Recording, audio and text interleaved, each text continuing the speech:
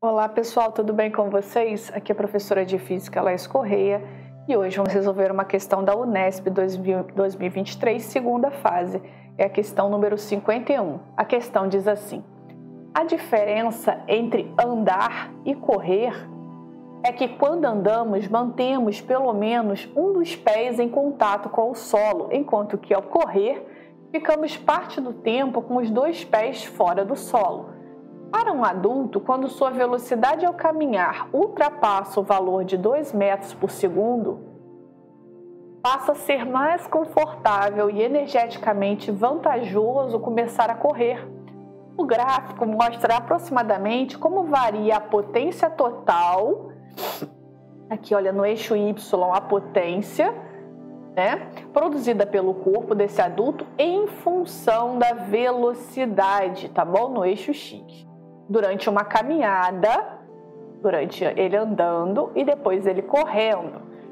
Uma pessoa adulta dirigia-se para um ponto de ônibus caminhando rapidamente com uma velocidade constante de 1 metro por segundo, mantendo essa velocidade por 20 segundos. Ao perceber que o ônibus em que iria embarcar se aproximava, essa pessoa inicia uma corrida com velocidade também constante de 2,5 metros por segundo, mantendo essa velocidade por 10 segundos. Durante os 30 segundos descritos, a energia total transformada por essa pessoa foi de... Bom, pessoal, a gente tem que analisar cada uma das situações separadamente, certo? Vamos lembrar aqui, ele fala sobre energia e a gente tem um gráfico de potência e velocidade. Tem várias formas para resolver esse problema, tá, pessoal? Eu quis resolver dessa forma, mas existem outras, tá?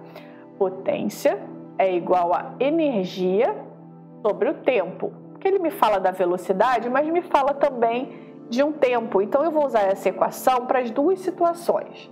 Primeiro, na situação que ele está andando, olhando aqui o gráfico, andar, e depois para quando ele estiver correndo.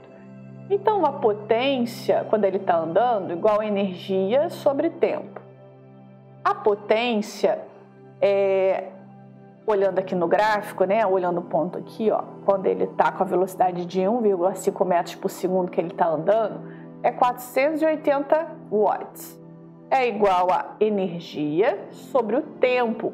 Ele fala que quando ele está a 1,5 metros por segundo, ele mantém essa velocidade por 20 segundos, então eu vou usar esse tempo, tá?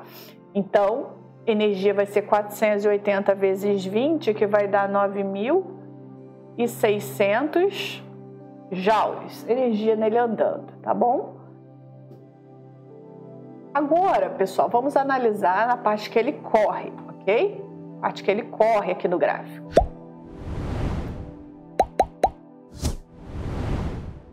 Parte que ele correr. Então, a potência vai ser a energia sobre o tempo, a mesma coisa, tá? Energia sobre o tempo. A potência, nesse caso, pessoal, aqui, nesse ponto de corrida, é 880 watts, tá? Que ele faz, durante a velocidade de 2,5 metros por segundo. No tempo, ele mantém essa velocidade de 2 metros por segundo em 10 segundos. Então, multiplico aqui, energia vai ser igual a 8.800 joules. Então, vou chamar aqui de energia 1, vou chamar aqui de energia 2, para quando ele está andando e quando ele está correndo. Ele quer saber, pessoal, a energia total transformada por essa pessoa em 30 segundos, ou seja, nos 20 segundos que ele andou, depois dos 10 segundos que ele andou. Então, a energia total vai ser igual à minha energia 1, que foi durante os 20 primeiros segundos, mais a energia 2, que foram durante os 10 segundos. A minha energia total vai ser 9.600 mais 8.800. A minha energia total vai ser igual a 18.400 joules. Pronto, pessoal, é isso. 18.400 joules, resposta letra A. Vou grifar aqui para vocês poderem tirar o print de forma organizada, né? Bom, pessoal, é isso. Se vocês gostaram dessa resolução, eu peço que deixem o seu like. 52. A questão diz assim: os gráficos 1 e 2 mostram, respectivamente, a variação da temperatura de ebulição da água pura em função da pressão atmosférica, em função da altitude em relação ao nível do mar. Tá? Então, esse gráfico aqui é temperatura por pressão e esse gráfico aqui é pressão por altitude, tá bom? A tabela apresenta 5 cidades e suas respectivas altitudes aproximadas. Então, tem todas essas cidades aqui e suas altitudes.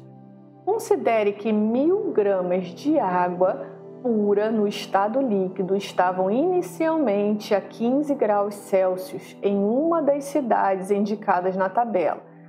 Sabemos que para iniciar a ebulição dessa água em uma panela aberta, foi necessário fornecer à água 65.000 calorias e que o calor específico da água líquida é 1 caloria por grau Celsius. Essa massa de água se encontra na cidade de... Bom, pessoal, olha só. Vamos lá. Para resolver esse problema, a gente tinha que lembrar alguns conceitos, né? Se ele está fornecendo massa de água, que é 1000 gramas, está fornecendo uma temperatura inicial de 15 graus Celsius, está fornecendo uma quantidade de calor, né, para esse processo acontecer de 65.000 calorias, te dá o calor específico da água, que é 1 caloria por grau Celsius. Pessoal, qual equação vocês pensariam em utilizar aqui, pessoal? A gente tem o que? Quantidade de calor é MC delta θ, onde quantidade de calor é massa vezes calor específico vezes variação de temperatura. O pessoal chama até de quimacete. Meus alunos gostam de inventar esses nomezinhos para poder lembrar das equações na hora da prova, tá? Bom, pessoal, mas o importante, além de lembrar das equações, é entendê-las, tá? Então, a gente está vendo aqui que vai ocorrer um processo, né, que é onde vai ter mudança de temperatura, né? Então, ele te dá todas essas informações e a gente tem como descobrir a temperatura final de ebulição, né? Porque ele te dá a temperatura inicial da água e ele quer saber em relação à temperatura de ebulição. Sabendo essa temperatura de ebulição, eu consigo encontrar pelo gráfico a pressão, consigo descobrir por esse gráfico a altura, consigo descobrir a tabela, tá bom? Aqui na tabela qual seria a cidade. Bom, então vamos lá, pessoal, vamos resolver esse problema. Se Q é igual a MC delta θ, eu tenho que a quantidade de calor é 65.000 calorias. Pessoal, eu vou respeitar, tá? Não vou usar o sistema internacional, porque aqui o Czinho da fórmula está em caloria por grau Celsius. Então, vou respeitar todas essas unidades para não precisar convertê-lo. Então, 1000 gramas é a massa da água. O C da água vai ser 1. Delta θ é θ final, que é a temperatura de ebulição que eu não sei, menos a temperatura inicial, que é 15 graus, tá bom? Então, a gente vai fazer essa continha aqui, 65.000, vai ser igual, vou fazer a distributiva, tá bom? Se você quiser cortar os zeros, pode também. Acho que eu vou cortar os zeros para facilitar, tá bom? Ó, 1, 2, 3, 1, 2, 3. É tudo uma multiplicação, eu posso fazer isso, tá bom?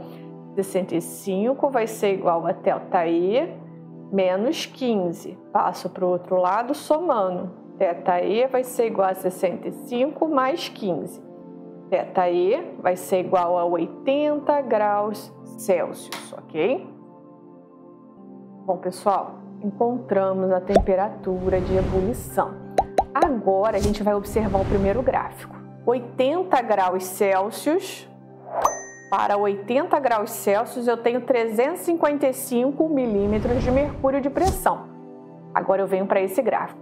355 milímetros de mercúrio, vou trocar a cor, tá?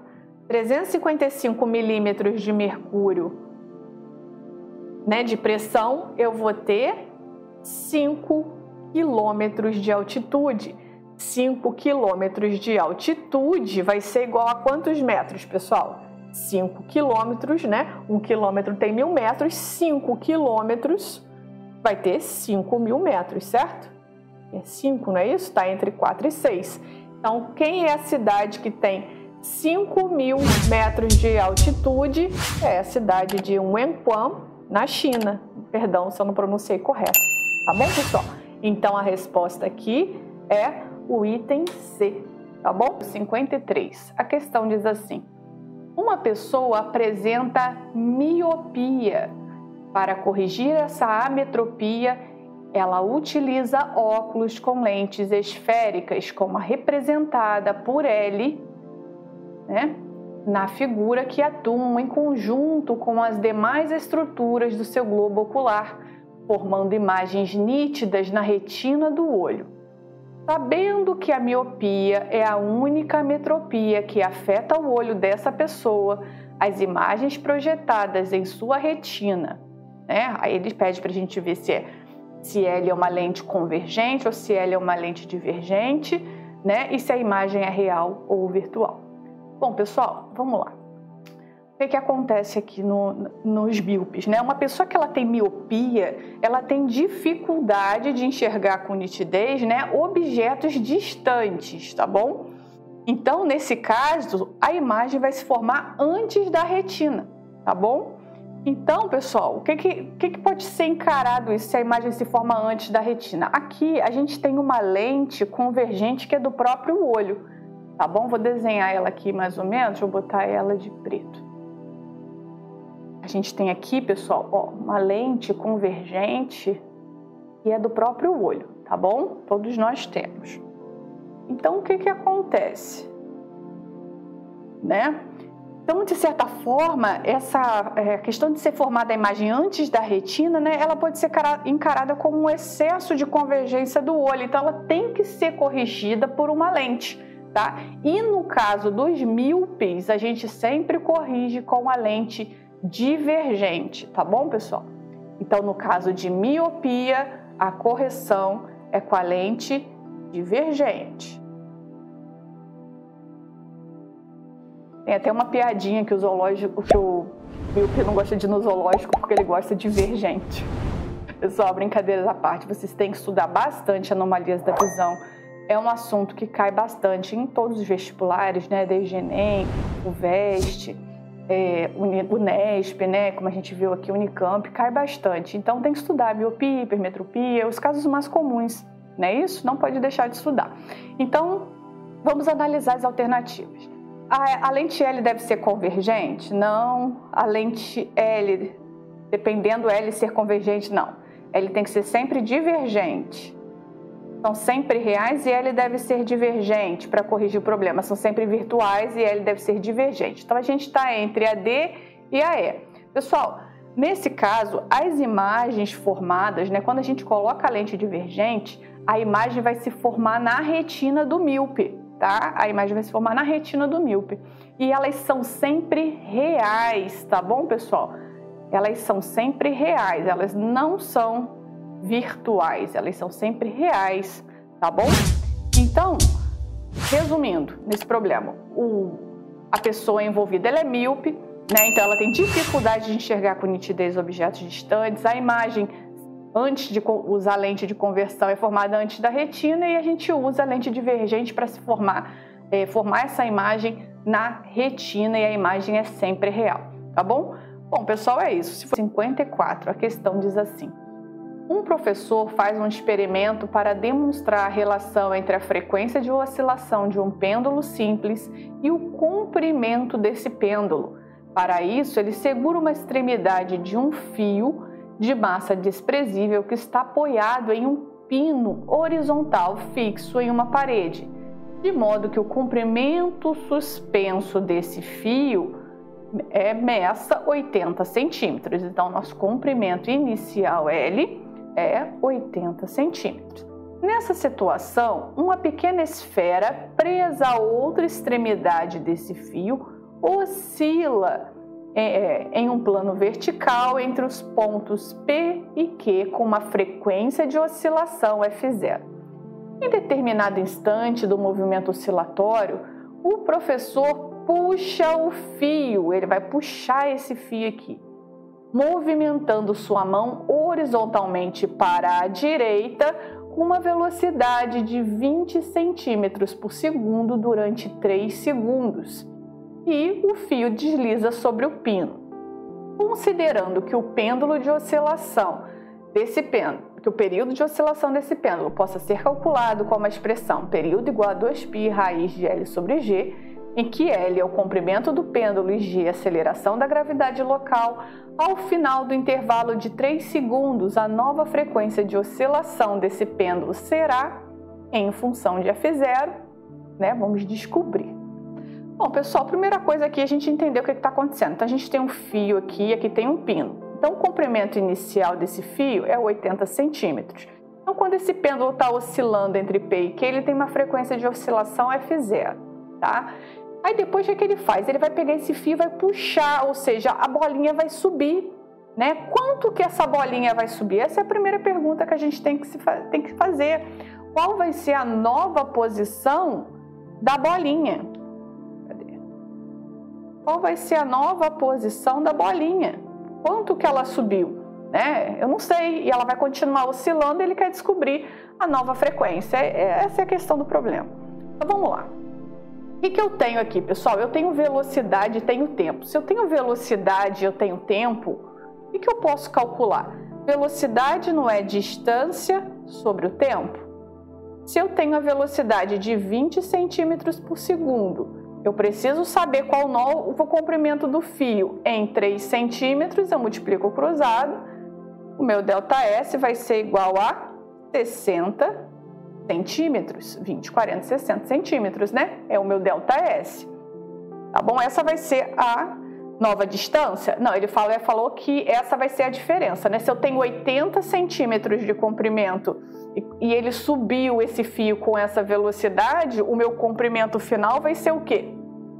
O meu comprimento final, que eu preciso saber, vai ser o total menos o que subiu.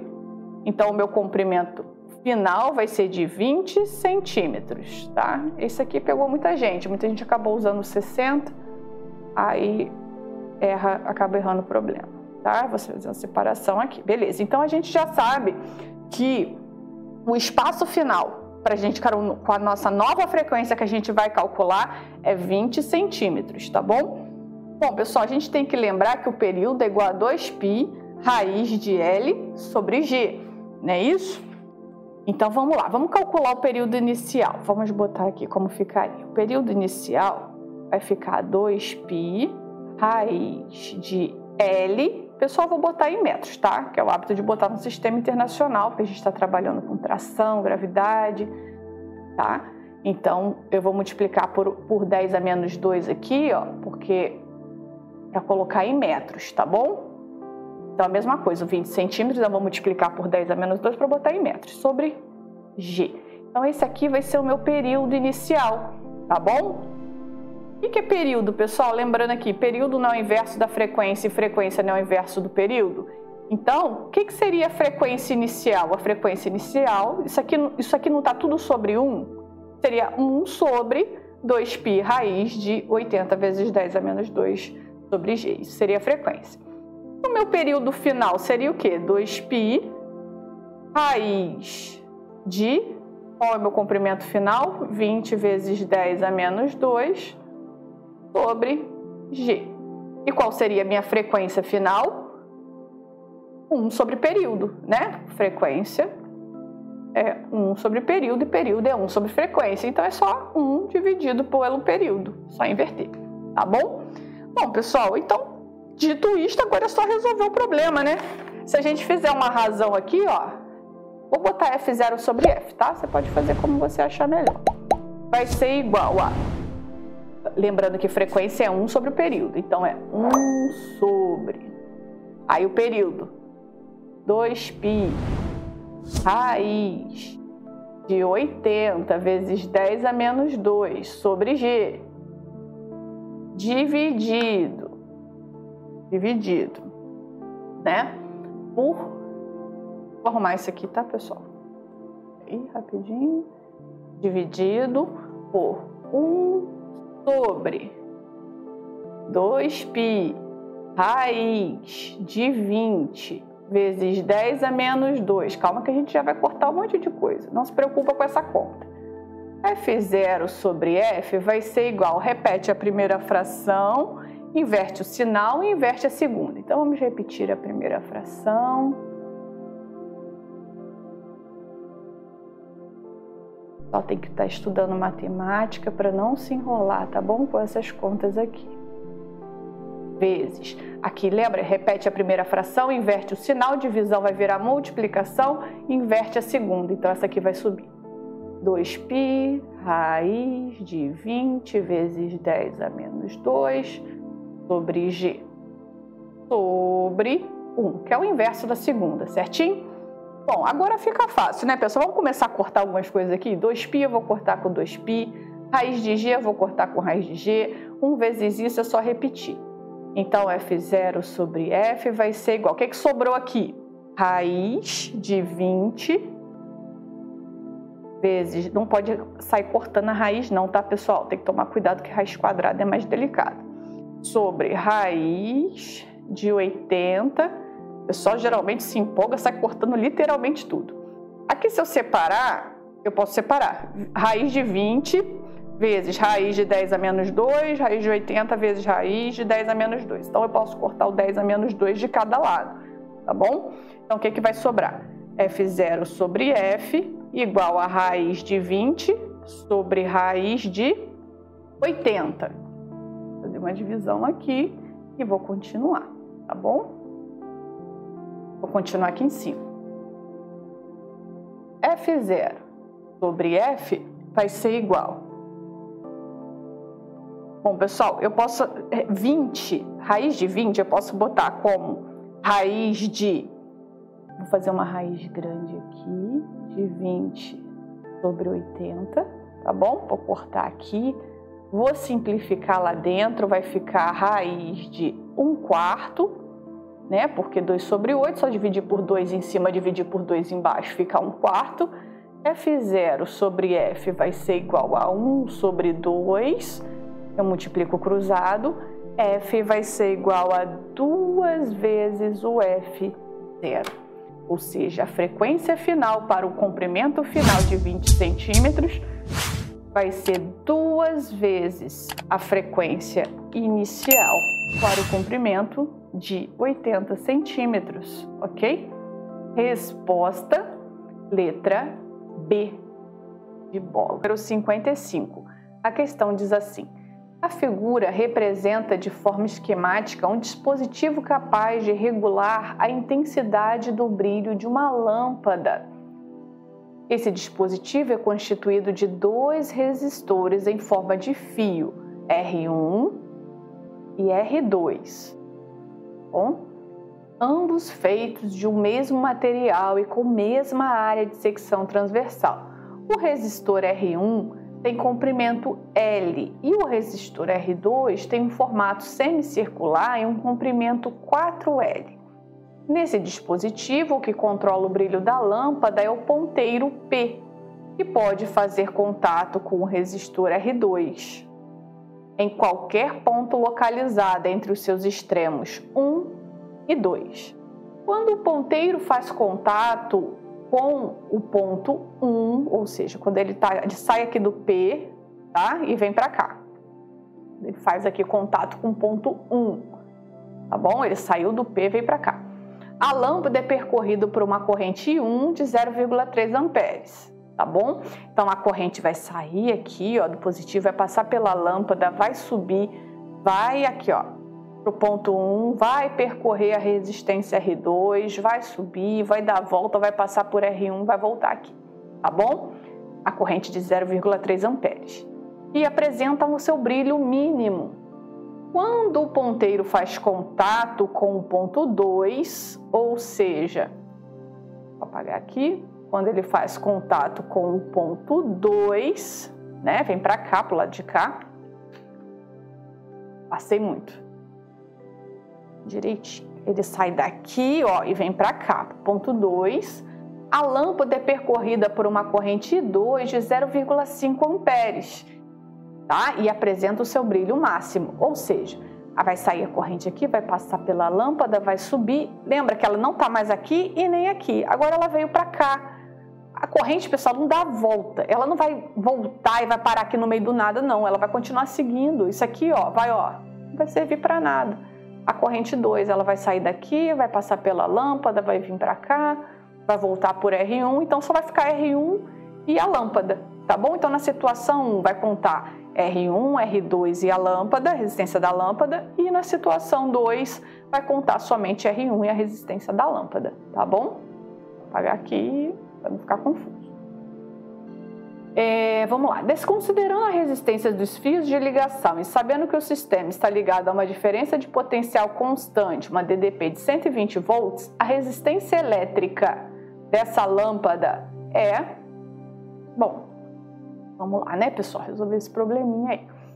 Bom, primeira coisa que a gente tem que fazer, vou fazer umas observações aqui. Então, no caso 1, o que a gente tem?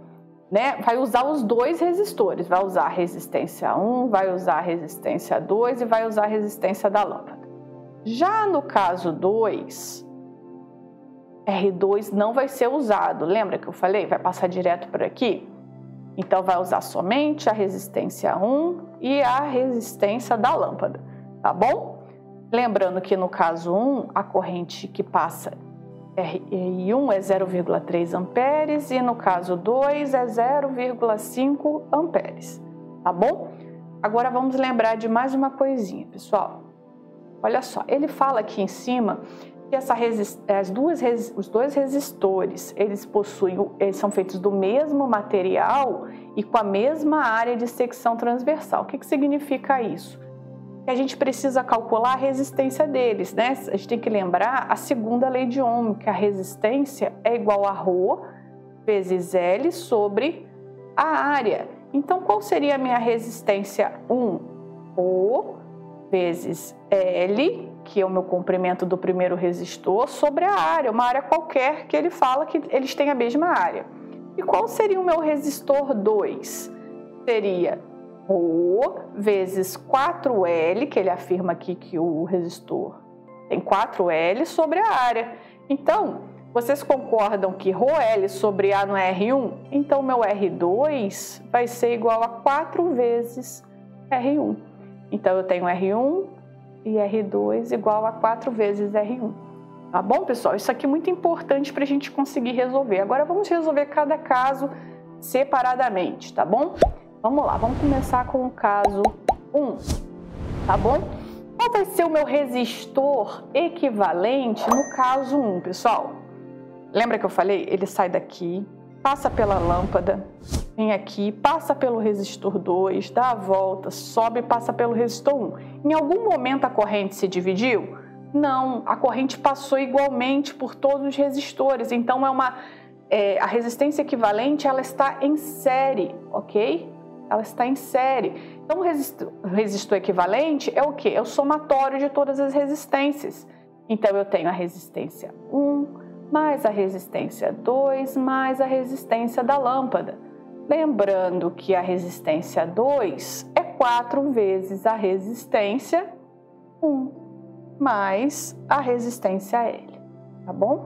Agora, vamos lembrar a primeira lei de Ohm, que diz que U é igual a R vezes I, né? Então, ou seja, a DDP aplicada aqui vai ser igual a resistência equivalente vezes a corrente que está passando ali naquela situação. Nesse caso da primeira é 0,3 amperes, né? Que ele informa a gente. Então, eu tenho que a DDP 120, né? Vai ser igual a resistência equivalente R1 mais 4R1 mais RL vezes 0,3. Então, 120 vai ser igual a 5R1 mais RL vezes 0,3. Vou passar esse 0,3 aqui dividindo lá para o outro lado. Então, 120 dividido para 0,3 vai dar 400. Tá bom? Vai ser igual a 5R1 mais RL. Pessoal, vou marcar aqui que eu vou guardar essa equação, porque agora a gente vai resolver o caso 2 e depois vai ficar mais fácil, né? Então aqui, ó, vamos lá, vou separar aqui para poder fazer o caso 2 aqui logo do lado, tá? Desculpa. Vou fazer o caso 2 logo aqui do lado, tá bom?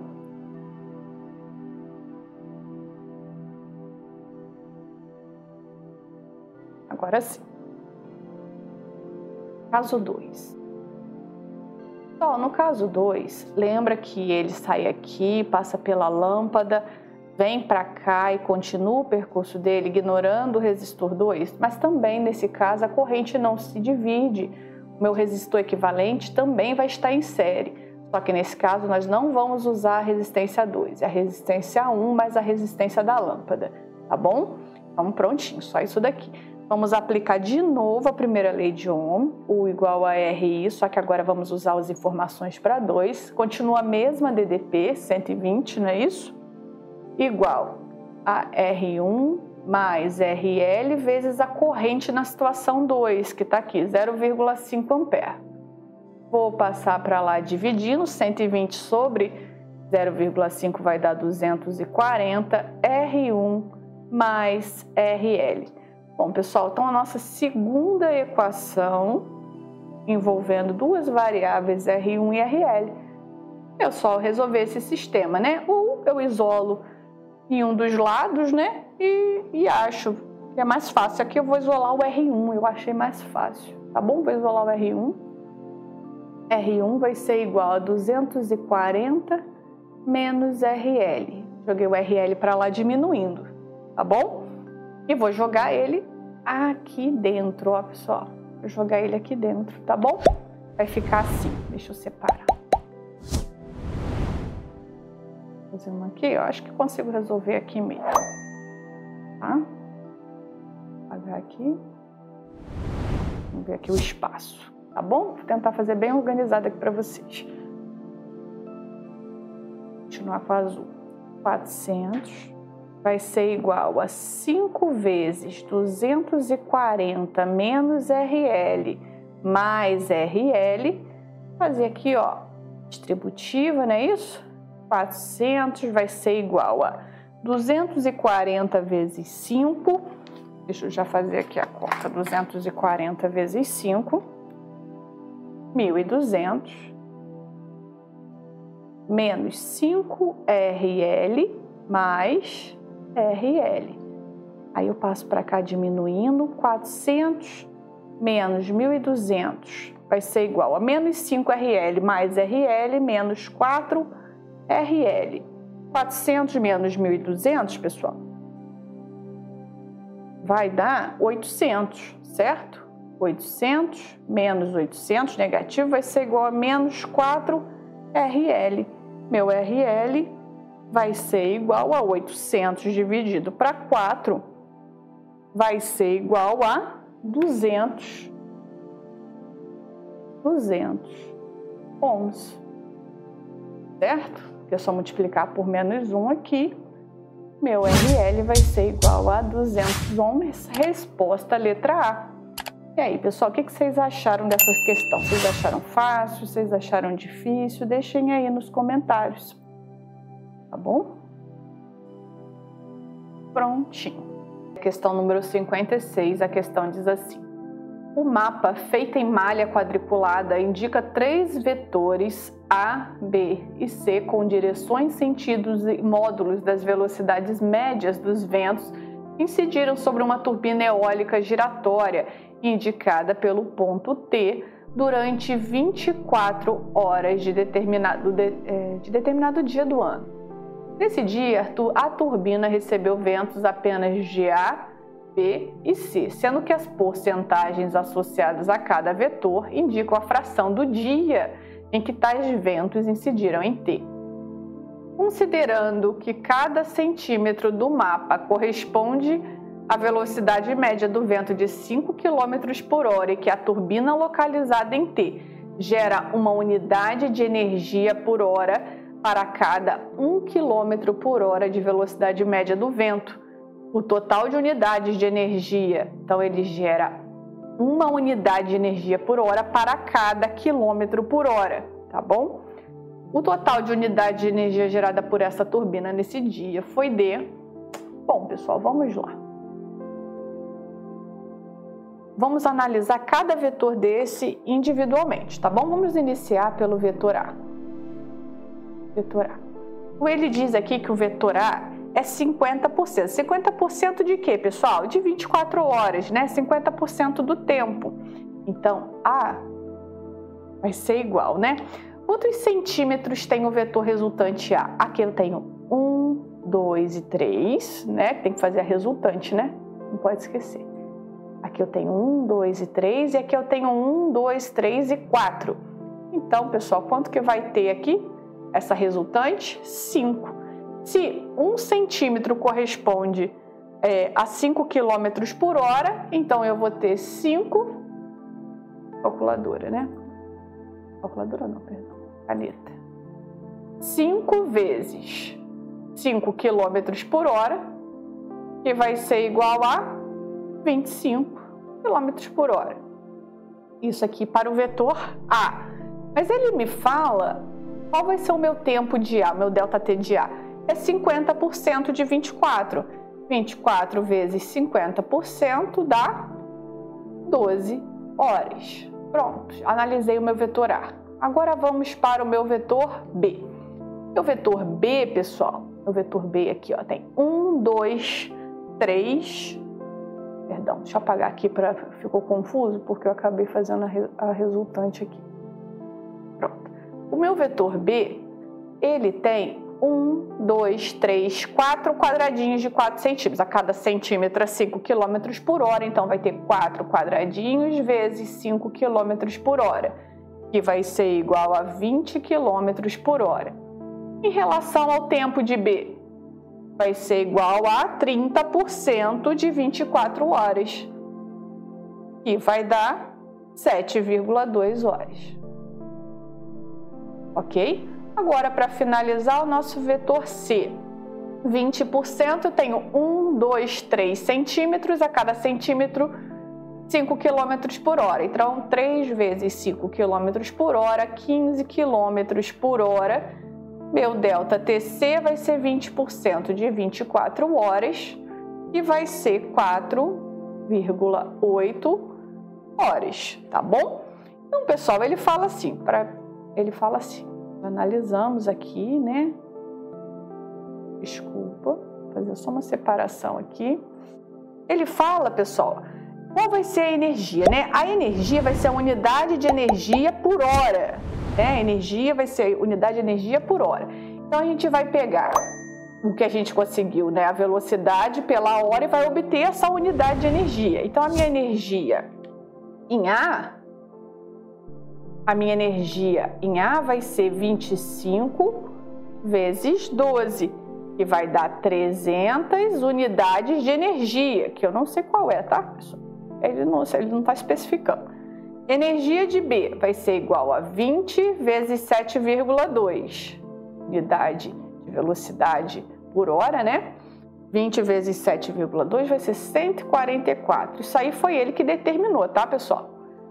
Energia de C vai ser igual a 15 vezes 4,8.